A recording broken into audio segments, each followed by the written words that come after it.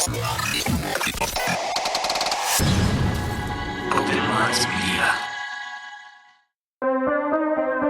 County 911. My brother's gone. Can you be a little more specific, sir? He took my brother. Who took him? I don't know who took him. I don't know what. Sir, they've done. Take a breath. Explain to me what happened. And I looked out and there was this big red blinking UFO. I can just say this. Something's going on in the woods. Something's going on. They're not dogs. They're not coyotes. What could it be, right? I had an encounter with a skunk ape, and it completely altered the course of my life. I found a skull. Are you guys going to want to come film this? Put him out. Put him out. Put him out. Put him out. Put him out? I just see it. Sightings of a UFO hovering over a barn. Millie woke up from a dream, and when I went into the bedroom, she said there's a monster on the wall. They saw that the creature had run through a barbed wire fence. They were able to obtain hairs. They sent the hairs to their lab, and it came back as an unknown creature.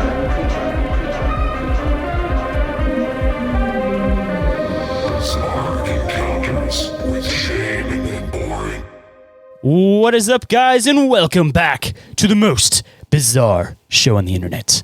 I am the one that they refer to as ShaynSquatch. And I am Orin, the big bad Boo Daddy Felix. The big bad Boo Daddy Felix. And speaking of Felix, I see you got Felix the cat on your hat today, so that's perfect. I got this when we were in Universal. Like, I did not realize that Felix the cat was like a Universal thing, or like they own it now. And they had like this whole line of Felix the cat clothes. I got like a denim shirt that has Felix the cat on the back of it. They had like a track suit that I was like really tempted to buy, but it was kind of scratchy, so I didn't buy it. But yeah, so my Felix the cat skull and crossbones hat is probably the only hat I'm going to wear from here on out. Dude, Except the hats by Rick and Hans. Yeah, that too also. Dude, I just thought of a great big bad Boo Daddy design. I got to make a design because I've been talking about making one for the merch shop for a while, but I got to do like a parody of like Felix the cat, like dressed up as like Baba Yaga, or what's his name? Papa Legbar or something like that. That would be awesome. Where he's like, yeah. Have you seen my Felix the cat tattoo? Have I ever showed it to you? I don't think I have. I don't know if you can see it, but. Oh, now I see it. Yeah, I think I saw that standing on top of the 13. Yeah, it's a Sailor Jerry. Oh, there you go.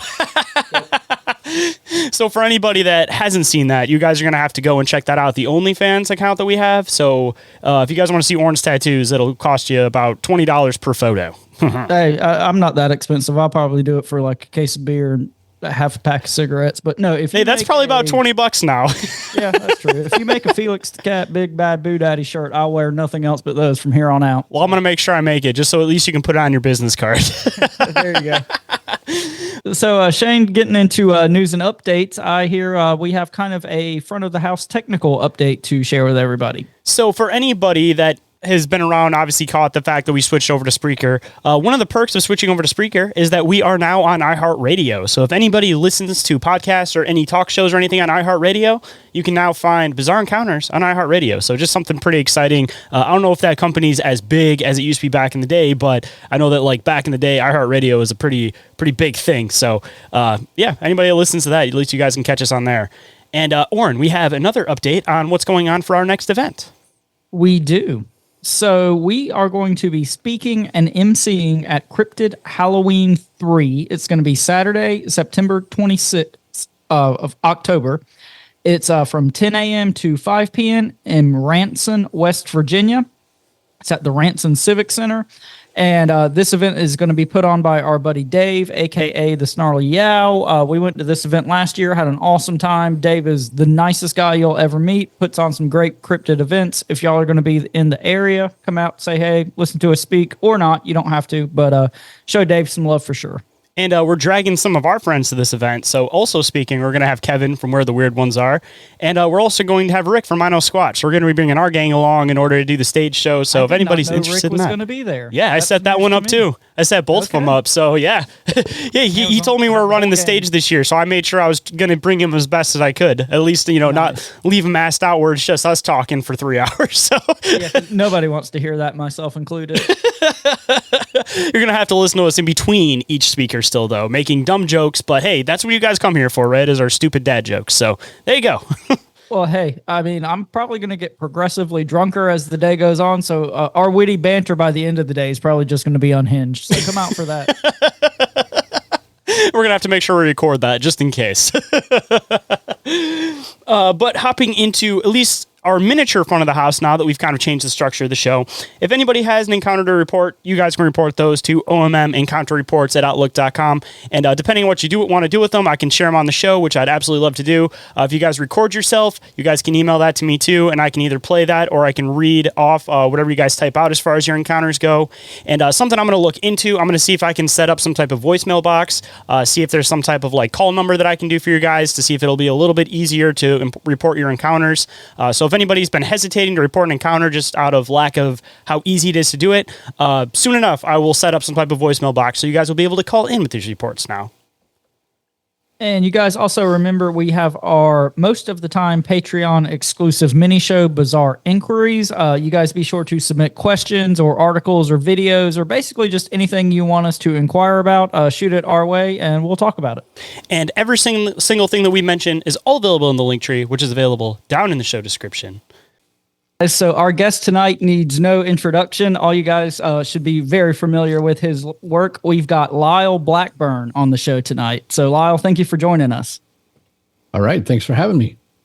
So we were talking a little bit off camera. We've actually met a couple times at various events. So it's nice to have you on the show. And for the probably 2 or 3 people out there who don't know who you are, would you mind giving our listeners a little background about yourself and anything else you'd like to share?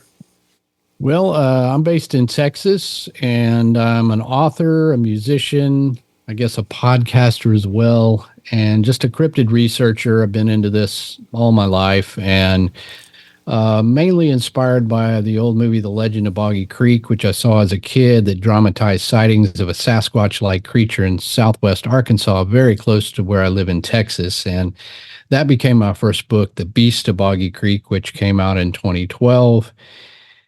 Yes, and I've done commentary tracks for the re-release of The Legend of Boggy Creek, high-def remaster. I've been involved in a lot of small-town monsters movies as the narrator or in the movies.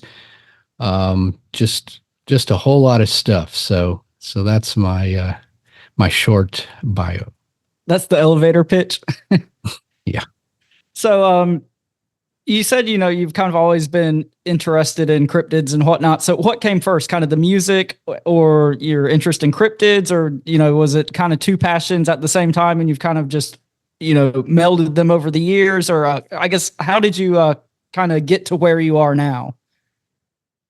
Well, the first thing was TV and movie monsters. I think people who are into this kind of stuff, you're fascinated early on, or you go with what you're fascinated with. And I can remember anything that had a monster on TV or whatever at the earliest age, I loved that. And then in 3rd grade, I got a book called Strange But True by Daniel Cohen. And that had stories of Bigfoot, Yeti, and Loch Ness Monster. And that's about the first I remember hearing of those stories, and I was like, wow, this is crazy. This is great, because it's like real life monsters. Mm-hmm. My father is an avid bow hunter, so I grew up hunting in Texas, so I was familiar with the woods and all that kind of stuff. And then when I saw the movie The Legend of Boggy Creek, it was a scary movie, so it was like a movie monster, but it was based on real sightings not very far from us. So having been in the woods and small towns and camped, that was really fascinating to me and sort of got me into cryptids. And, I would read whatever books there were, very limited things back when I was a kid. And the music kind of came later. I just liked music and wanted to be in a band. And then I've basically been a musician in semi and now in a couple of professional bands for most of my life, and I was good at writing, so I would do that as well for magazines, horror magazines, and that's kind of what resulted in me, eventually I was like, well, I'm going to write a book. What is my favorite subject? And I thought, Legend of Boggy Creek, based on a true story. What is the true story? So then as an adult, that's when I really started. This was around 2007 or 8 when I was really thinking about, okay, let me apply my adult thinking to this kind of research and stuff, and that's where that really started with the writing books.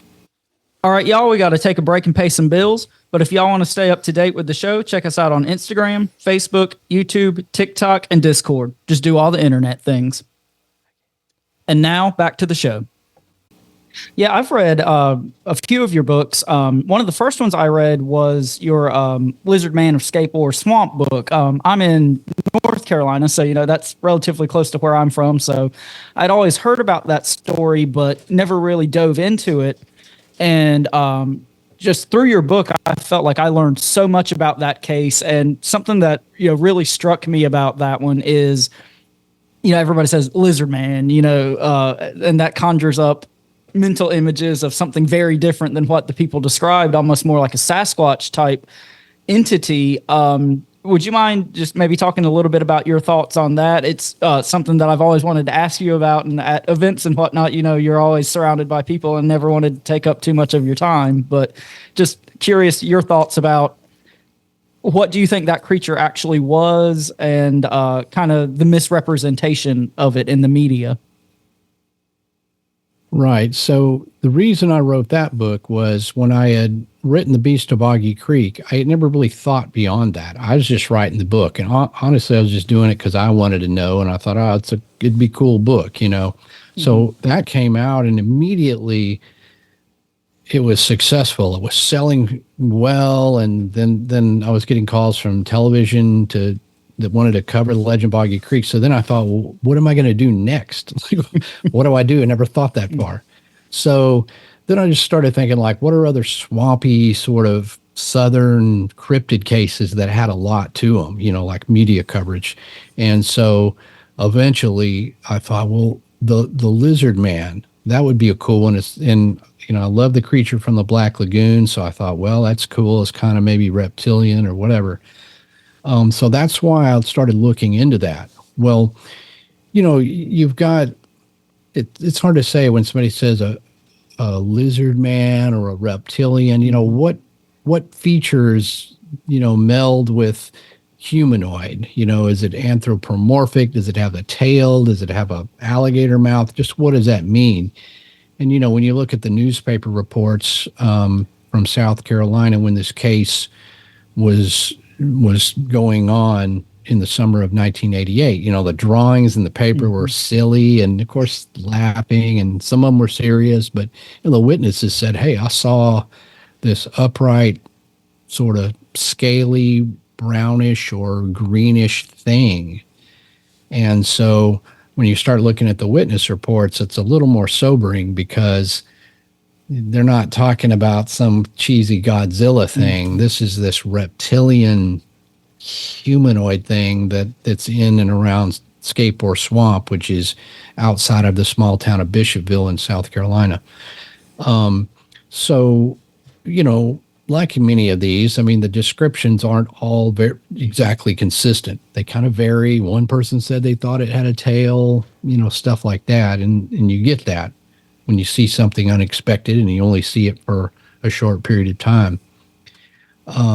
But some of the reports, and some of them, which I got from the retired Sheriff Liston Truesdale, who was the sheriff at the time when people were reporting this. And he, unlike most cryptid cases, he took it seriously enough to interview the people. He knew something scared them or something was going on, and he was looking into it.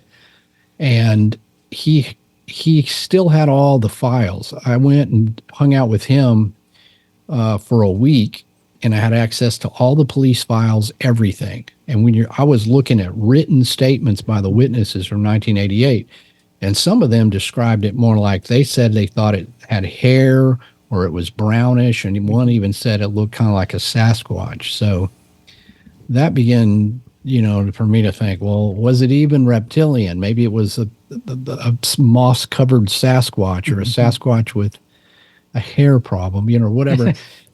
It just makes more questions than answers. But it's a fascinating case when you have a modern situation where people are describing what I always love, monsters and monsters in real life. Yeah, that's a very cool description of that case.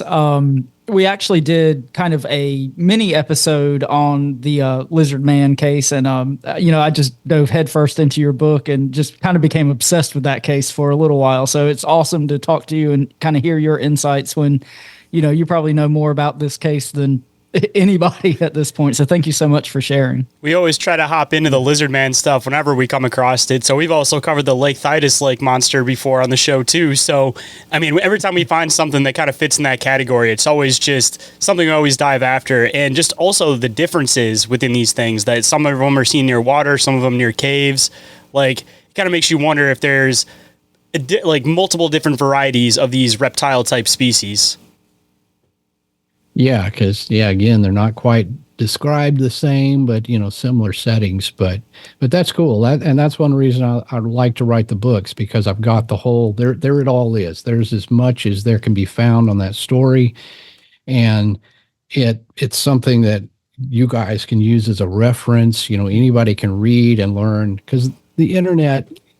Don't believe everything you read on the internet, nor is the internet very concise. It's just stuff everywhere. So. This sort of forever is that case in the form of a book. So it's cool. I just like to contribute to cryptozoology in that way, to sort of immortalize these cases in a some form. Have you by chance come across any other reptile type beings in your research that you've kind of connected in with it? Since I wrote the book, I've got a few more reports from people that fit that general description. I think a lady from Mississippi. There's one from East Texas. There was a couple of scant reports from Oklahoma, of all places, and the best one I got was from Texas, in which I was looking into another case for my Monstro Bizarro podcast, and in this little town of Teague.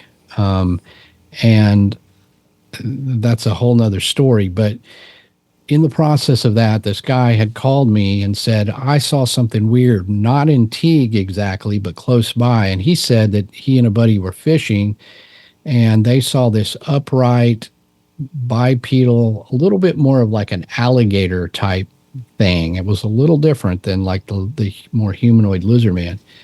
But he said it came up out of the water, or splashing through the water, and came up, and they just freaked out. I mean, they saw this thing and took off and got in their truck and left. And he said his father had also seen this a number of years ago. Guy was very credible, very just straight up Texas guy, just I don't know. It was a really weird report. So, you just again get these smatterings, but there's never very many sightings, and they seem to be scattered. But the ones that I do get, are pretty credible. Does it seem like there's any commonalities between them? Like, as far as any report you've picked up seems to be around water or anything? Because Lizardman Skateboard Swamp, of course, seems to be a more swampy, wet area. Thydus Lake Monster, of course, the same thing. It seems like there's might be some kind of a split here, where there's the ones that people see near cave entrances, which might kind of fit more of that lizard idea. And then on the other side, you have these ones that are always seen near water, which I wonder if it was one of those things people saw them the first time and called it a lizard man. But realistically, it's probably something a little bit closer to an alligator, probably more like an alligator man if it's something that's an aquatic type reptile being. Yeah. Water is definitely a commonality. The two in Texas, one was at the Brazos River, the other at the Sabine River. The one in Mississippi, I'm not sure, but it's the South. It's all a swamp, right? So, and when I wrote my book, Sinister Swamps, which I covered notorious swamps around the U.S., which originally Lizard Man was going to be a part of that, but there was too much to it, so it became its own book. So, but in that, I looked into that story of so-called gator men in Florida, and so that's one where it just has there's rumors of gator men in the Everglades, but I was trying to find. Is that like the Jake the alligator man stories? Because some of those seem not quite so credible from just the little bit I've looked into them. Yes, and that's one of the things that Jake the Alligator Man, which is actually on display in a museum, I think in Washington State, of all places, is far away from Florida. That definitely gets confused for Gator Man legends and sightings, but I can never find any credible sightings of so-called gator men as described in the legends of the Everglades. However, there was one report that came to Linda Godfrey, my late friend Linda, who famous for the Beast of Bray Road. She had a pretty good witness that said he saw something more in North Florida that was kind of an upright alligator thing. And that kind of matched what the guy in Texas saw on the Brazos River. So you do see those commonalities. And again, they're always, this was like might have been at St. John's River. I don't remember the river, but always the river, always a swamp or lake, that is lake. Cool, where you just have those consistencies. Kind of makes you wonder if they chase people off for a sake of they sneak up on them when they're looking for food. Because I'd assume if these things are all seen around water, they're probably looking for food or for fish as their main food source. So they probably don't actually have interest in the people to begin with, and it's more so people just come up on them while they're looking for food, and then they do that typical lizard/reptilian thing where they just open their mouth and just chase after people. Because that's usually what the encounters you hear are, is they'll just open mouth straight, run after people. And I mean, that's pretty common with how an actual lizard would act in those situations. Yeah, definitely. I mean, because I think if they wanted to harm people, they could and would, and there'd probably be more serious cases. But it's usually just, that would be kind of scary, and the people flee, and that's it. But according to all the reports, it's like a tegu sitting on its back tail or something like that. At least for the Thydus Lake monster. And I'm sure most people are just oh, it was a monitor. Anytime they need some kind of explanation to it, the equivalent of, it's swamp gas for UFOs. Yeah, it's even if the Thydus Lake monster wasn't real, it wasn't a tegu lizard. It's the Loveland frog and all this. It's you just kind of have no explanation for it. And that's better than to say it's a small pet lizard and people mistaked it for it being 4 or 8 foot tall. An iguana missing its tail. That's what it was. I was about to ask for the Loveland we actually did a Loveland Frogman episode a couple weeks ago, but hold on tight, guys. We're going to take a brief commercial break. But if you guys enjoy the work we do over here and you guys want to support what we do, you guys can do it in one of 3 ways. You guys can either check out the Patreon, which we do have multiple tiers, all with 7-day free trials available, or you guys can go and check out the Open Minds Media merch store, where we have a lot of awesome designs for the show and a lot of awesome designs for a lot of the stuff that we talk about on the show. And number 3, you guys can always go and leave a review or rating for the show on iTunes or Spotify. And of course, if you guys leave a 5-star review, we'll read on the show and give you guys a big shout out. And we are back to the show, so let's hop right in. So, Mr. Blackburn, I know you've got a new book that is now out. Would you mind telling us a little bit about that? Yes. So I just happened to have gotten some more copies here. It's the Lake Worth Monster, the true story of the Greer Island Goat Man. And this is a book that people have asked me to write this for a while, and it's just sort of, it just kind of came together. But Lake Worth is a place that is north of Fort Worth, Texas, and I was born in Fort Worth, and I live in Dallas-Fort Worth my whole life. So this is actually the closest cryptid case to me, though it kind of predated me, or certainly my investigations, because this took place in the summer of 1969. And so over the years, I've met people that were involved in this case and people that had something to offer. I've been a privy to some archives and other things that just really put together the story. And so I thought, okay, I really want to write this book because I've been invited by the Lake Worth Library to speak and other things. So I finally, it's just sort of destiny just to do this book. But essentially the story begins on July 10th, 1969, in which several couples were parked down at this Lake Worth. north of Fort Worth. And at the time, it was kind of a lover's lane hangout, just dirt roads, and people would go out there to party and fish and, do what lover lane people do. And so on July 10th, this man and his wife went out. He wanted to fish, so they went out there. Well, she thought it was a little too creepy, so she stayed up in the car. And his name was John Reichert, and he was down fishing. And all of a sudden, he hears his wife scream. Well, he looks up, and he could see what looked like a white something that had jumped down on the hood of the car or jumped on the hood of the car and was moving towards the passenger side window where she was. Well, of course, he throws his fishing pole and runs up there. And according to Mr. Reichert, he encountered a upright, hair-covered thing. It had whitish hair, and it had what he believed were horns of some sort. Kind of a goat man, if you will. And he tussled with this thing and managed to get away, jump in the car. And as they drove off, the thing, scraped the side of the car with presumably his claws or whatever.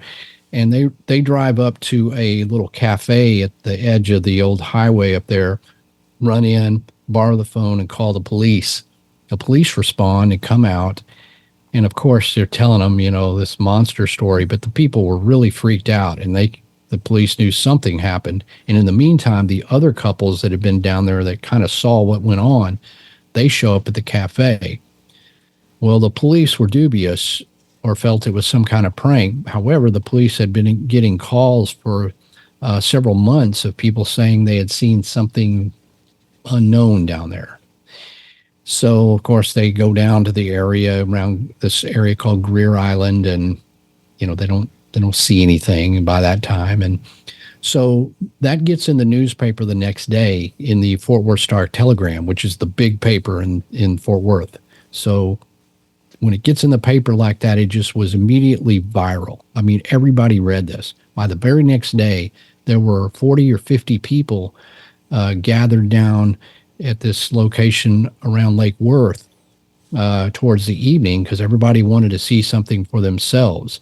And during that event, the witnesses saw all these people, 40 some odd people, saw some kind of something run up on the ridge, run back and forth.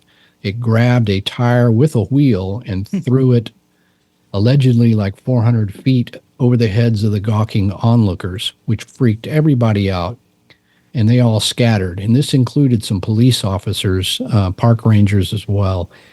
And so that got in the newspaper, and that just set off this months of bizarre reports and people seeing sometimes described as a goat-like thing, but the most of the people described it as a ape-like creature that was on two legs and covered in white hair. So it's almost like a Bigfoot meets Goat Man, which is, you got two tangents to go down in the monster road there.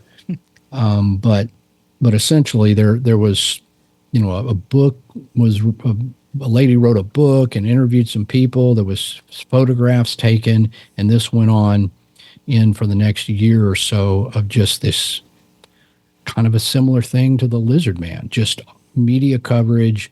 It was on the news, the TV news, all sorts of stuff went on, and the thing became legendary, so much so that the library in Lake Worth invites me to speak every once in a while.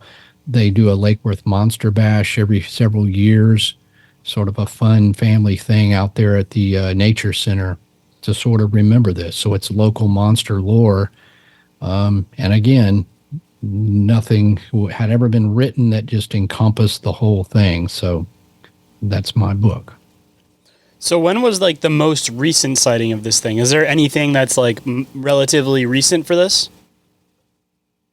No, it was pretty much, it's a lot like the lizard man. It was just pretty much encapsulated into a couple of years and then just sort of stopped. Now, this is along the Trinity River, which is a huge river basin that runs from North Texas all the way to the Gulf of Mexico.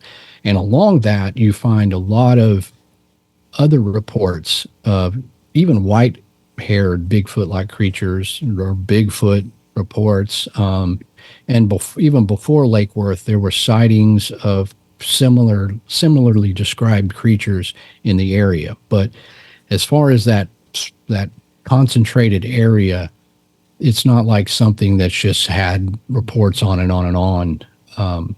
So it's sort of a capsule in time, if you will. But part of that is because it has grown up so much out there in the 80s and 90s and on. They really developed that. And Dallas-Fort Worth is just one giant city. And now this lake has just been engulfed. I mean, there's Home Depots and stuff. I mean, it's just not a place where, at least now, you're just really not going to see much of any sort of wildlife. So in these kind of more isolated cases, such as the lizard man, where it is, like you said, these snapshots in time where these creatures are seen, what do you think's going on there? Do you think it's some kind of migration type situation? I mean, people get into the kind of woo-woo portal type stuff. What do you think kind of like a quote unquote real world explanation could be for, we saw this creature for a summer and then nobody ever saw it again? Well, I don't think there's any sort of organized migration. People talk about that, especially with Bigfoot. Mm-hmm. I just don't see that. They're not that predictable. Mm-hmm. But large animals, if we can presume they're anything related to the animal world, they can move around. I mean, there's been sightings in East Texas of bears. There's even been a few bears sighted up around Boggy Creek over the years, but they're not consistently sighted there. They don't stay there. They're not, okay, we see it every, 3 months or whatever. You'll see these large animals and then they've just moved on. They're traveling through, or they're looking for food, or, they roam a territory for mating purposes or whatever they're doing. So it just doesn't seem too out of the ordinary that you might have numerous sightings and then the thing could roam on down the river basin and they're just on to the next town, where you can sort of find other reports. But obviously the portals and the this and the that, the only problem I have with that, because I don't want to naysay or say I know everything, but why is it that they're in the most likely places, wooded areas, secluded areas, lakes? Mm-hmm.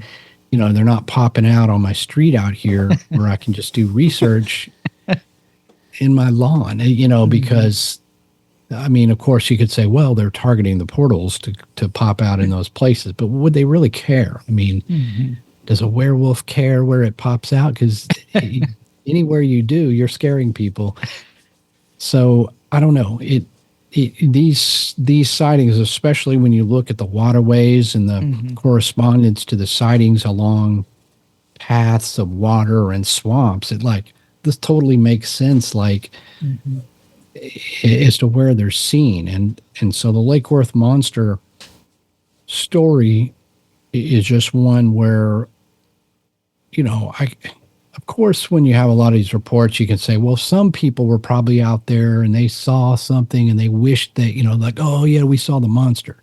Mm-hmm. You can kind of, dismiss some of it. But there's some solid witnesses, like the John Reichert, the first witness. And for the first time ever, I spoke to his son. John's passed away, but I got in touch with his son, who very well remembers this story his mother and father told. This is the first time his side has ever been told outside the newspaper report. And they were in the newspaper. It's simply unexplainable. It's like something happened. These people saw something, whether it stayed or went or go or wherever it came from. Something happened that's just very much out of the ordinary. It almost kind of made...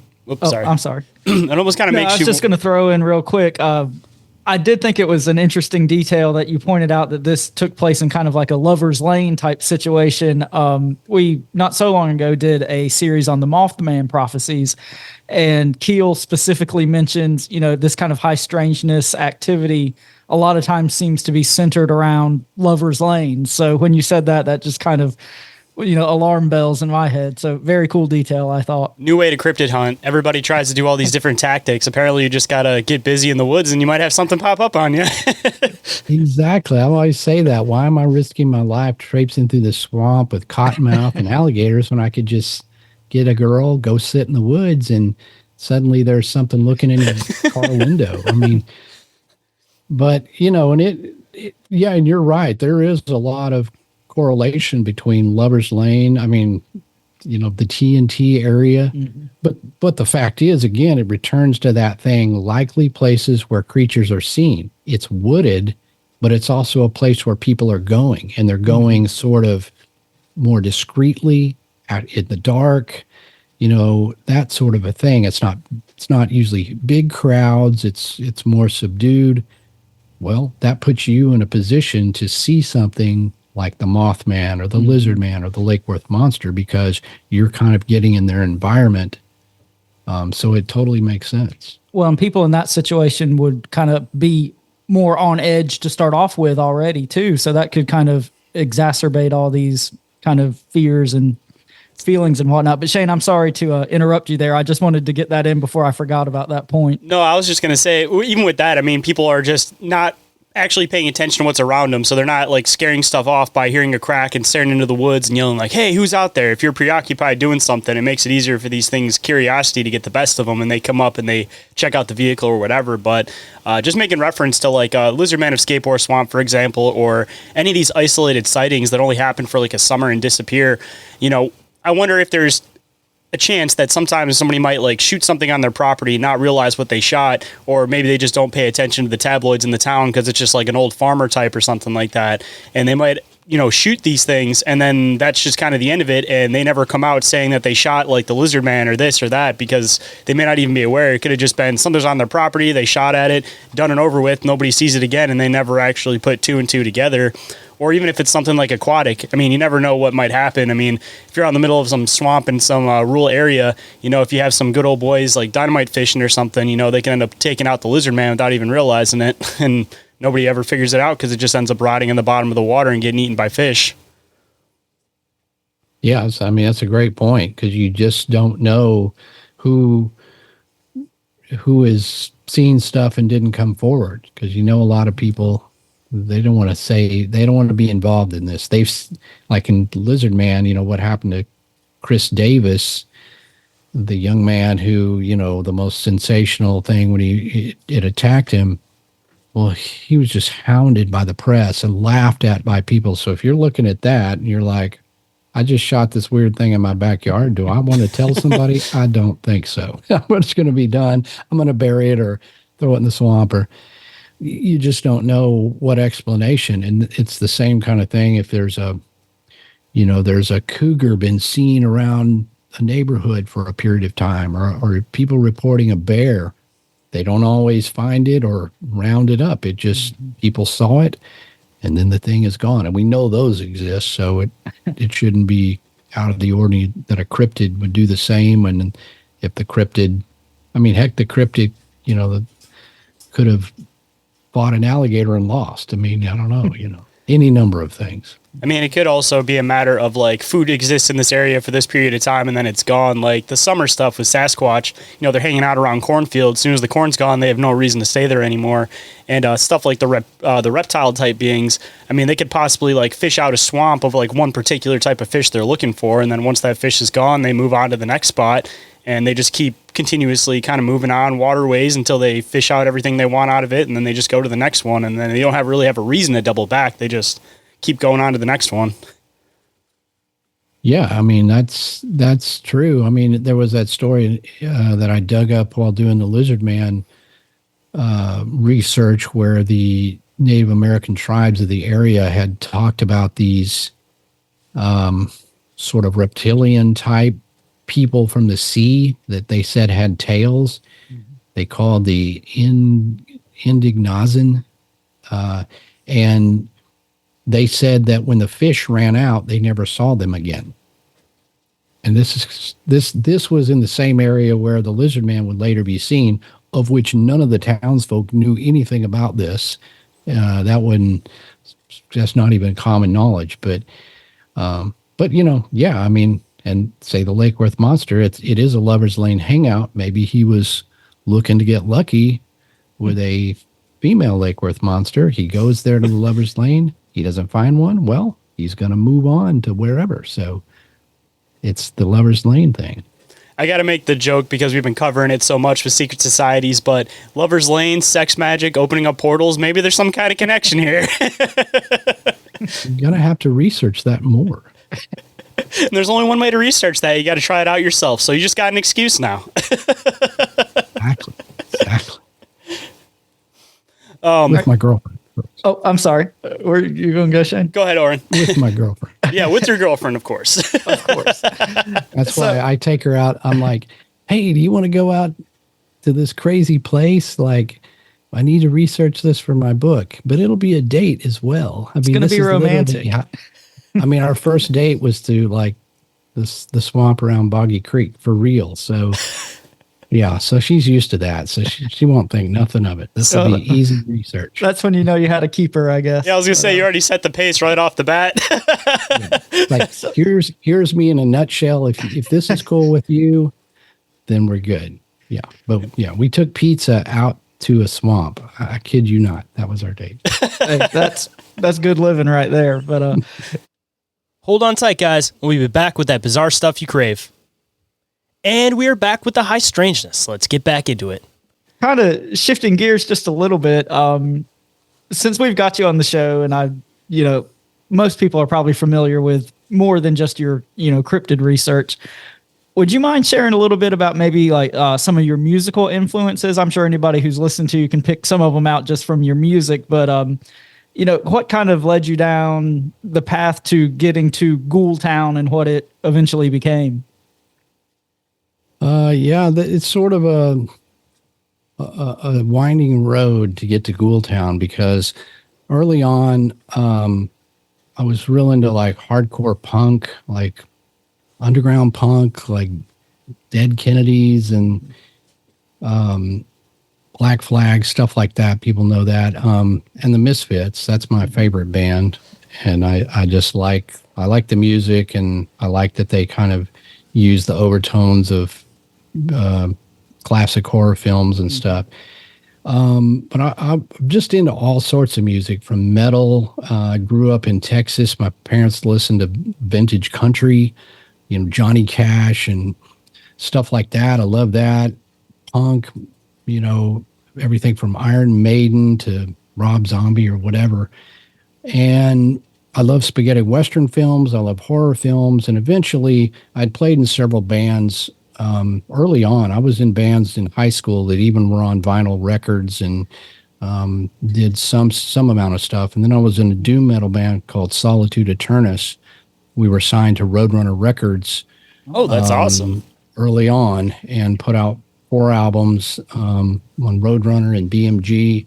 That band was pretty successful. We toured like around the world and all that. And eventually I wanted to do something that just sort of reflected more of my Texas roots, and just where I could just throw everything in a blender. And that was how Ghoultown came about. It was just sort of a dark Western where I could put in all kinds of influence. So Ghoultown was really more of influenced by aesthetics of spaghetti Westerns and dark Texan, sort of a Ghost Riders in the Sky band come to life, more so than music, because there's a little bit of everything from Johnny Cash to Iron Maiden in our music.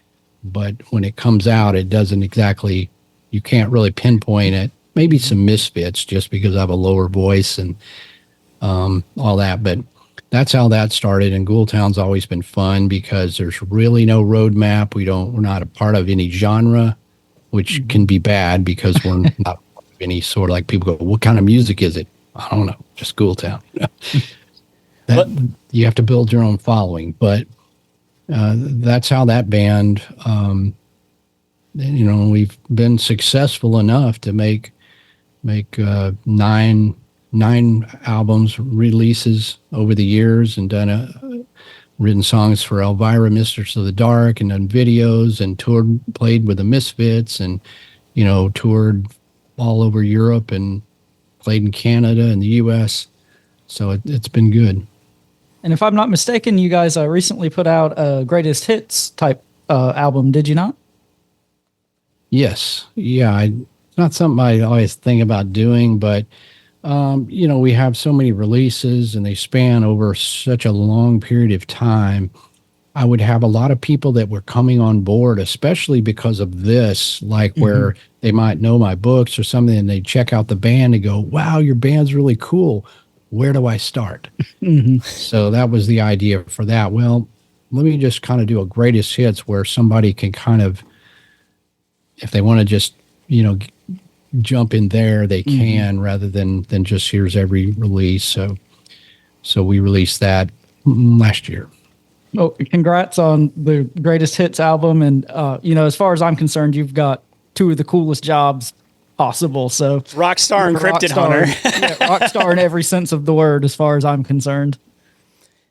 Well, I appreciate that. And ironically, that band Solitude that I was in has gotten much bigger over time. When we played doom metal back this is in the late 80s, it was not the biggest sort of thing, and it was just a lot of underground metal. But that band has gotten so huge that we get these offers to play these huge metal fests. So finally I agreed to do a reunion show with them, and we played one in February. And that's the first time we played together as that lineup in 29 years. Oh, wow. And it was huge. It was thousands of people. And I was like, it was crazy. I just couldn't believe it. So we're going to do we're headline another festival in Germany next year. Just to sort of do that. We're not going on tour or anything. I don't have time for that, but hey, I can play these festivals. So now I sort of have two things going, but it's really cool. Just the success of that band. Now, when we were on record labels, we didn't make any money. I mean, we went on tour and stuff, but I never got any money, which is, I'm sure this is a common story people tell, but when I got to that venue, when we were playing this thing, and some guy came up with all these vinyl albums for me to sign. And I'm looking at all these going, I've never even seen all these, like reissues. It was like a dozen. I'm like, what is all this stuff? Like, I don't know. I had no idea, but our stuff got sold to Warner Brothers, and they had subbed it out to all sorts of labels. I never see a dime for that. And I'm looking at all this pretty nice laid out albums. It was mind blowing. So being on a label, we never got any money. So after 30 years later, now we're getting these shows, getting paid good money. So it's like, yeah, I made more in that one show than I made being on a huge label. Roadrunner was huge than we ever made as a band when the band actually existed. It's very weird and sort of wrong, obviously. Yeah, just one more record label horror story. How many more of those do we need to hear at this point? It's just it's terrible. And I'm sure with a band like yours who has such a strong cult following, it probably, doesn't affect you as much as, other bands, but, just streaming and everything. We've never figured out a way to compensate the artists for that. So, people like you who are on tour and have put decades of your life into this have, not been fairly compensated. And it's awful the more you read into this sort of thing. So I'm glad you're kind of getting a little bit of your just due on the back end here. Yeah, it's nice. And of course, Ghoultown, I learned a lesson from that. So when I did Ghoultown, I was like, I'm doing my own label. Back to what I love with just do-it-yourself punk.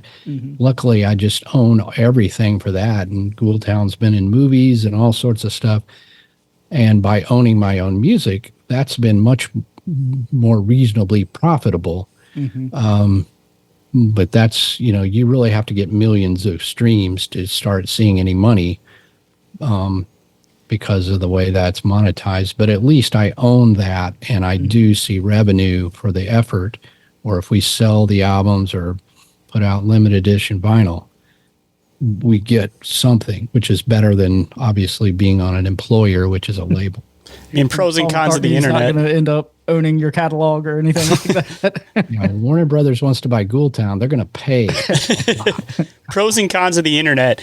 Pro, you can get your band's name out there, no problem whatsoever. Con, you can't sell albums as easily because everybody can just download stuff. So it's kind of like this weird balance where it like almost made the record labels obsolete, but on the other side, it made it harder for independent people to be able to make any money because, again, you can just download a CD, you can get music off of YouTube. Like, if your music's out there, people will find a way to rip it, unfortunately. So it's like tours. That's about your only good chance.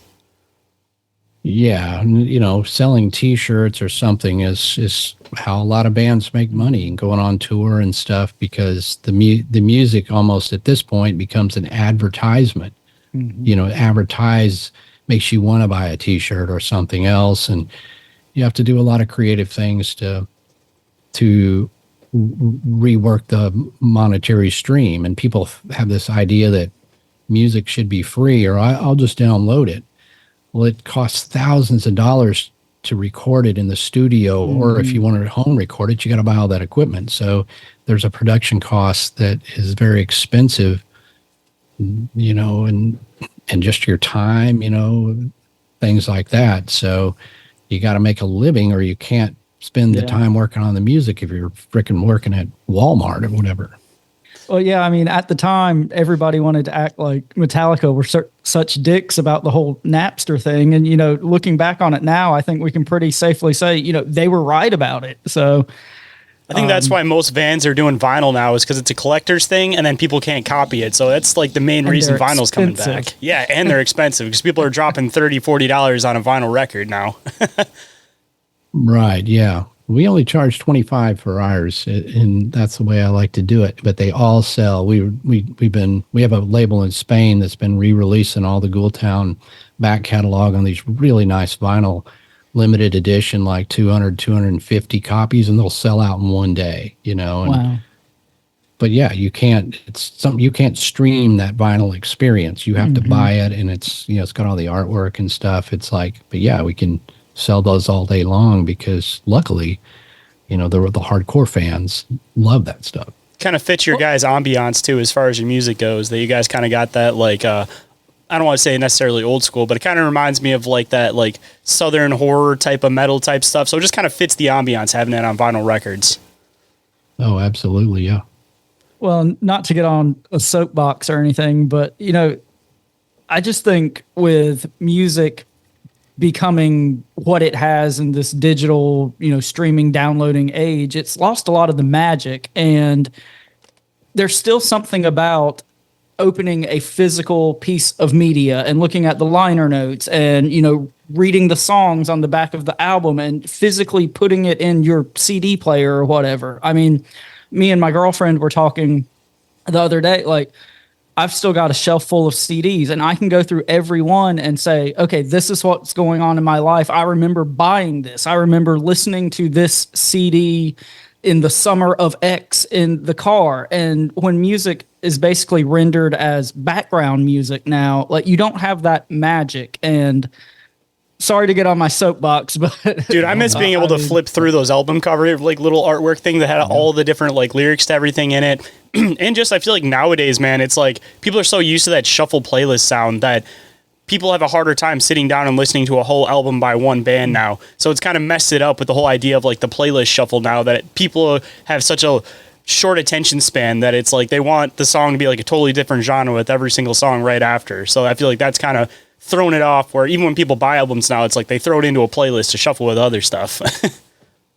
Yeah, no, those are all good points. Yeah, and it just doesn't have that connection to the music or even know who's playing it. I was at the Mothman Festival. I usually put Ghoultown CDs out there because some people will ask if I don't. Some people don't even know I'm in a band, but some guy came up, whoa, Ghoultown. Wow. He goes, like, I love Ghoultown. It's so awesome.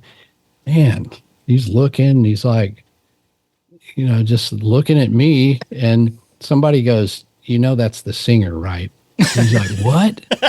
You're the singer of Ghoultown? I'm like, yeah, I'm the guy with a hat. He probably listens to it, and which is just fine through streaming and stuff. When you do, you don't, you're not looking at the pictures or the liner notes and anything. So he probably listens to the music in that way that has no connection to the band. It's just sort of, it plays and it's background music. There's some music. It's cool. It streams in the playlist. Who's in the band? Who knows? I'm just going to throw this one in here because I think last time on Inquiries, I asked you like what your most popular songs were when we talked about Ghoultown. But this time I'm going to ask you, through the years, no matter what band it is, what have been like your personal favorite songs that you've written that you'd want people to check out rather than like the fan favorites? Right. When I think about my own personal favorite songs, usually it's either what I consider my best songwriting or the production really came together for a song. Those would be the Ghoultown song called Return of the Living Dead, I think is the composition that I wrote for that. Regardless of the recording or anything else, the way I wrote that song, it's just really good. Like it only happens like that every once in a while. So Return of the Living Dead is a favorite. One of our new ones called Where Voodoo Sleeps, which really just comes together in the production and the voicing and all the things that are in there.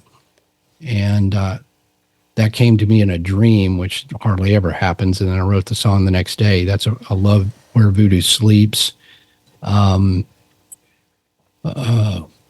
what other ones? Dead Outlaw. That's one of my favorites. That's on our album Life After Sundown, which is kind of our most popular album. It has Drink with the Living Dead, which is our most famous song.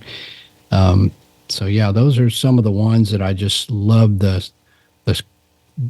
I'm proud of myself for writing those. I'm always trying to write the best song I possibly can, of course, at all times. Hold that thought. We'll be right back after this brief commercial break. But while we're on commercial break, if you guys don't mind checking out the sponsors of the show, IKNOWSQUATCH, Cryptozoology, Snarly Owl Natural Products, Oregon-ite, Dimension Devices, and Big Ape Threads, all information and discounts are available in the show description. Now back to the show. So when you're writing these songs, I dabble with guitar. I've played since I was 7. Don't play as much now anymore, but can you kind of tell, like, when you're writing a song, like, okay, I know I'm onto something here? Because I can't remember who said it at this point, but some rock star was like, the more you have to work for a song, it's never as good as the one that it just flows and comes out of nowhere. And like, as soon as you start that, okay, this is going to be a good one. Oh yeah, that's 100% right. All the better songs just happened quickly, and the ones you had to sit there and force don't work usually as well. So yeah, usually if I just feel like playing the guitar, I suddenly feel like I've got some kind of melody, and if I pick up, usually I write on acoustic guitar, which I can keep over here, pick it up and just start picking something out and just mumbling some words over the top. Usually you go, yeah, okay, yeah, that's cool. And you've got the core of it right there. But if you're just messing around on the guitar and you're like trying to make up a riff and that usually just fizzles out to nothing. So it's usually quickly that you have that inspiration and it happens really fast. So that's very true. Well, I'm sorry to put us down a 30-minute rabbit hole of talking about music on a Cryptid show, but we don't get real-life rock stars on very often. So the last music question I'll ask, and then I'll throw it over to Shayn. What's your guitar of choice? Are you a Fender man, a Gibson man? What's your axe that you always go to? Well, I used to always play Gibson, either Les Pauls or SGs, but I was recording several years ago in a studio, and they had a whole wall of guitars, and I picked up this guitar by a company called Jericho. It's kind of a boutique guitar company, and man, they're really nice guitars. And they, you sort of have a Les Paul shape. I mean, you have every represented main guitar type, Strat looking. So I've been playing Jerichos now for years because they sound really good. They stay in tune. They just have a cool finish on them. So, and I know I've talked I've sold a few people on that because they'll ask what guitar is that I'm playing, and I'll send them over to Jericho. And I know one guy's bought like 3 guitars now from that. Got to get yourself a sponsorship. Affiliate link. I'm like, I think he did. I think he's really cool. His name's Brian. I think he did write them and go, man, you should really like sponsor Ghoultown because Lyle plays a guitar or whatever. But that's Jericho is my guitar of choice. Very cool. That's not a manufacturer I'm super familiar with, but I'll definitely check it out and go look at their. I'll tell them to show you some love. Yeah, they're nice guitars. Awesome. Well, Shayn, I'll quit talking about music and I'll throw it back over to you now. No, you guys are totally good. So I guess to start kind of wrapping stuff up, but I definitely want to dive into this one to kind of at least get a little into cryptids at least a little bit at the end again. At least from all the years that you've spent cryptid hunting, all the different stuff you went and investigated, what has been like your favorite personal experience, encounter, or sighting that you've had? The best sighting I've had, which is one I can pretty confidently say I saw an unknown creature. You know, there's been a lot of things that have happened, spooky things, and something running in the woods I was chasing and howls, and all those are amazing. But this just happened in April. I was up in the Boggy Creek area, and we had gone up there a few weeks prior, and we had found some juvenile hog skulls that were on this area near this lake. And I was pretty sure somebody had put them there and arranged them, but it looked kind of spooky. And I just took a picture. Well, a buddy of mine said they were up there 6 months ago, and they found what they said was a boneyard that had hog bones and deer bones thrown in there, which I thought was weird because people will shoot hogs and throw them back there, but rarely, do people hunt deer and just throw the venison away. So I thought that was weird. So I was up there again, and I was like, well, I'm going to go look for this boneyard for myself. And it's back on this very swampy looking lake. Cypress trees, drooping down with a Spanish moss, the whole deal. And I was there with my girlfriend, the one that went on the first date. Got to go back, of course. Right. Hey, I got this idea. Let's go look on this alligator infested lake for a boneyard. What do you say? So she's game. She's going. And my buddy Glenn, who's a longtime researcher buddy. So we go up there, and it was later in the afternoon, and we walk back down on this swamp area around this lake. And I'd never been that far back, and it kind of curves around to the Sulphur River, where the Sulphur River has a long history of fouke monster sightings. And we had looked, I'm not finding this thing. I think the water level was up and probably had maybe covered it up, but I'd been sloshing through this mucky muck. And finally we get almost to the end of that lake around there, and I see kind of a game trail. So I just randomly just kind of walked up it quietly because, just like an open space. They were about, I would say, 25 yards behind me or something. And all of a sudden I hear walking, like just something walking in the leaf litter there. I look up, and probably, maybe 20 yards away, the most, I first see one leg, I see a second leg, and then a whole entire upright figure walk out from the thick area into an open area between some trees. And at first, I thought there's a person out here, which that would be extremely weird. But then I realized there's no clothes. It's completely just dark in color.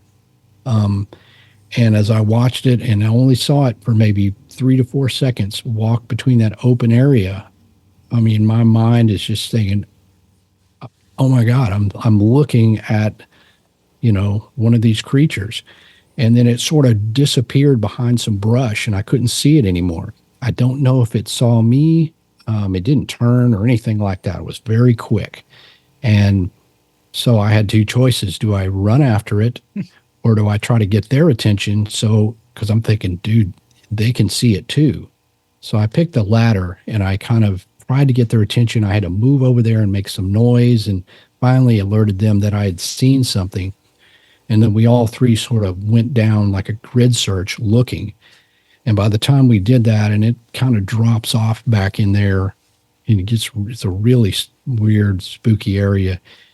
It kind of gets thick, and then it opens up where the lake edge is, and we're looking everywhere. And whatever this thing was, it either hid effectively or it had just took off, in the time period I'm trying to alert them, and was just simply gone. We didn't see any footprints.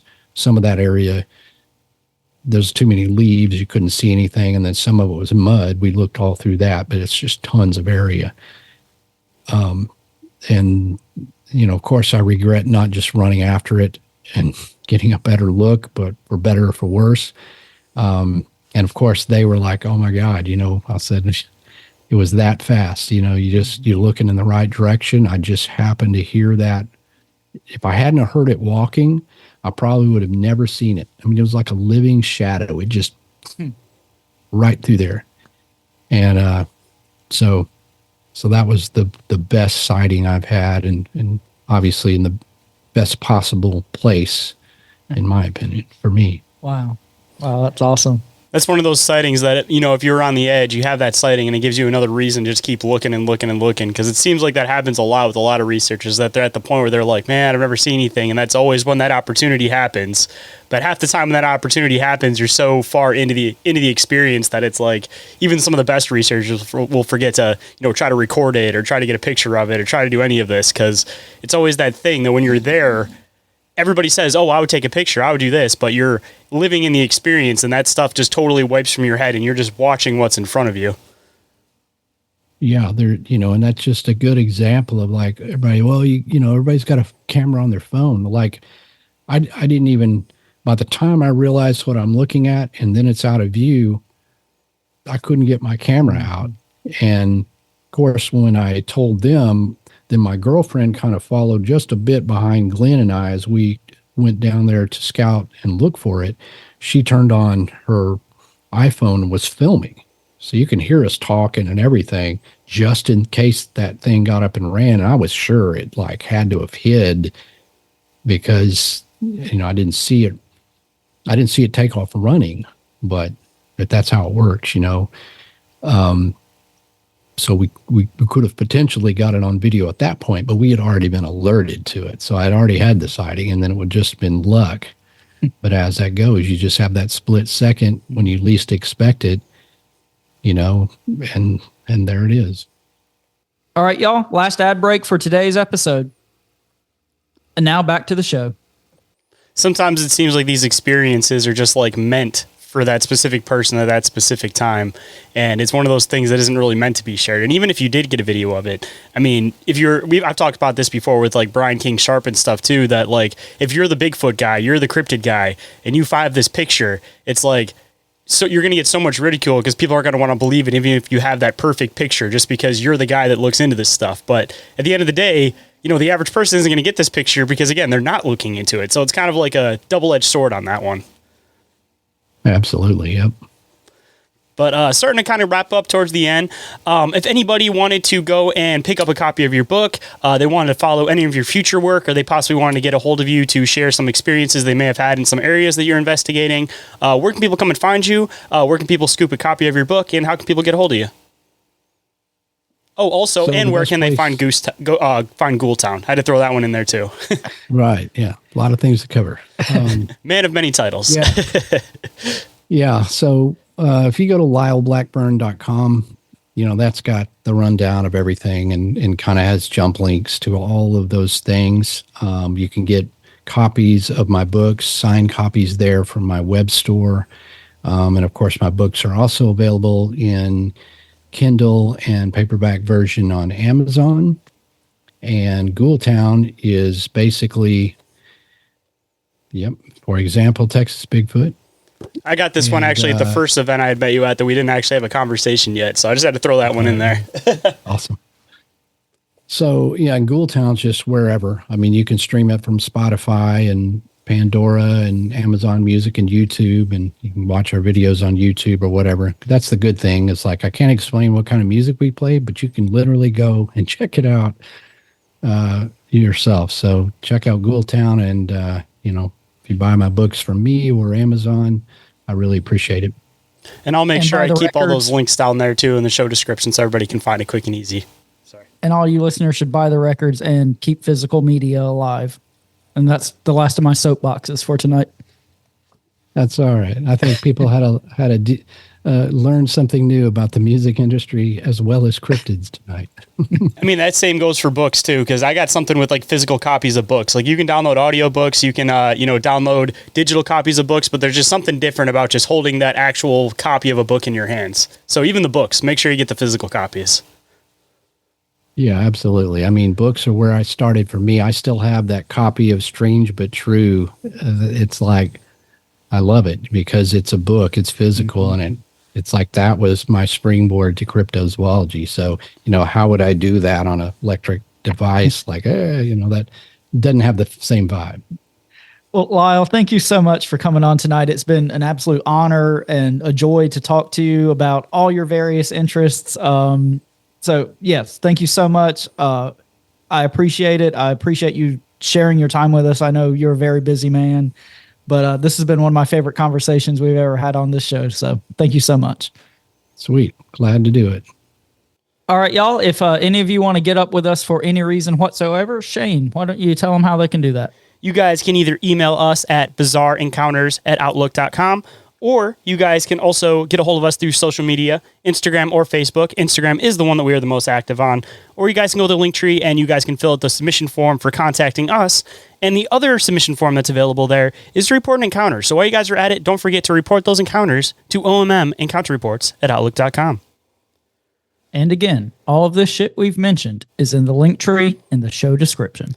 And guys, again, I remind you every single episode, because some of y'all forget, don't worry about taking it too far. As long as you're always staying true to yourself and you guys are staying bizarre, that's all that matters. So guys, at the end of the day, always, always stay bizarre. Bizarre. Bizarre. Fuck Napster, buy physical media.